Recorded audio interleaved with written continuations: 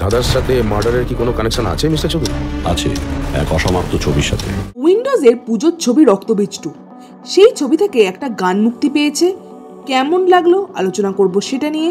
সেই সঙ্গে রইল সোহমের আপকামিং ছবি বহুরূপের টিজার এসছে, সেটাই বা কতটা মন জয় করতে পারলো আমার, সবটাই আলোচনা করব এই ভিডিওতে। তাহলে চলুন একদম দেরি না করে চলে যাই ভিডিওতে। Hastolipi originals, the ultimate filmy dose. Rangabati গানের পর এই প্রথম সুরজিৎ এবং ইমনের একসঙ্গে গলায় শোনা গেল রক্তবীজ 2 এর প্রথম গান ও বাবুর মা। গানটা তারা গাইলেও সুর এবং লিরিক্সের কাজ করেছেন সুরজিৎ নিজে। গানের সম্বন্ধে যদি কথা বলি তাহলে বলতে হয় গানটা বেশ ইন্টারেস্টিং হয়েছে এবং এনগেজিং হয়েছে। গানের কথা থেকে শুরু করে সুর বেশ ইমপ্রেসিভ।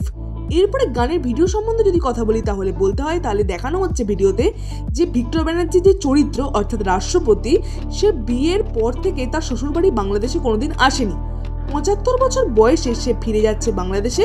তারপরে তার সঙ্গে কি হচ্ছে, কি করে তাদের আপ্যায়ন করা হচ্ছে, সবকিছু এই ভিডিওতে দেখানো হয়েছে। এখানে আবিরের পাশাপাশি ভিক্টরকেও দেখানো হচ্ছে এবং সীমা বিশ্বাস অর্থাৎ শেখ হাসিনার চরিত্রে যাকে দেখা যাচ্ছে তাকেও এখানে কিন্তু দেখানো হচ্ছে। সব মিলিয়ে গানটা কিন্তু বেশ সুন্দর লেগেছে আমার। গ্রাম বাংলার ছোঁয়া কিন্তু আপনারা পাবেন। গানের কথাগুলো বেশ সুন্দর এবং যেভাবে ক্যামেরার অ্যাঙ্গেলগুলো ধরা হয়েছে সেগুলো ভীষণ ইমপ্রেসিভ। এবং গানটা যখন শেষ হচ্ছে একটা মনোলগ দিয়ে, সেটাও কিন্তু বেশ ইন্টারেস্টিং লেগেছে। ওভারঅল গানটা আমার ভালো লেগেছে। আর এই ছবির মধ্যে কিন্তু বাংলাদেশের বিরাট একটা পোর্শন থাকবে, সেটা এই গানটা থেকে স্পষ্ট। আপনাদের গানটা কেমন লাগলো অবশ্যই কমেন্টে লিখে জানাবেন। আর রক্তবীজ 2 দেখার জন্য কতটা আপনারা ইন্টারেস্টেড সেটাও কমেন্টে লিখে অবশ্যই জানাতে ভুলবেন না। আকাশ মালাকার পরিচালিত নতুন বাংলা ছবি আসছে বহুরূপ। সোহম এই ছবিতে অভিনয় করেছেন। এই ছবির একটা টিজার এসছে, টিজারটা কেমন লাগলো আলোচনা করব সেই নিয়ে। টিজারটা দেখে গল্প সম্বন্ধে যতটুকু বোঝা যাচ্ছে তা হলো এখানে কমলেশ্বর মুখার্জি সে একজন ইনভেস্টিগেশন অফিসার। সে একটা সিরিয়াল কিলিং এর ইনভেস্টিগেশন করছে। আর দেখা যাচ্ছে সোহম বিভিন্ন রূপ ধারণ করে একের পর এক খুন করছে।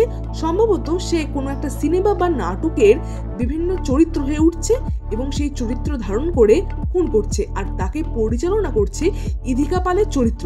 অর্থাৎ টিজার দেখে কিন্তু এমনটাই বোঝা যাচ্ছে। আর ইধিকা পালের চরিত্রের সঙ্গে তার কি সম্পর্ক বোঝা না গেলেও তার বিভিন্ন ভিজুয়ালস দেখে বোঝা যাচ্ছে তাদের মধ্যে সম্ভবত প্রেমের সম্পর্ক আছে, কারণ নাচের একটা দৃশ্য কিন্তু টিজারে রাখা হয়েছে। এই টিজারটা সম্বন্ধে যদি কথা বলি তাহলে বলতে হবে টিজারটা কিন্তু বেশ ইম্প্যাক্টফুল আছে এবং টিজারটায় যে অ্যাকশন সিনগুলো রাখা হয়েছে সেটা বেশ ভালো। আর ইধিকা পালের চরিত্রটার মধ্যে কিন্তু বেশ ভালো ডেপথ আছে। চরিত্রটা যতটুকু দেখানো হয়েছে তার মধ্যে কিন্তু ইউনিকনেস থাকবে।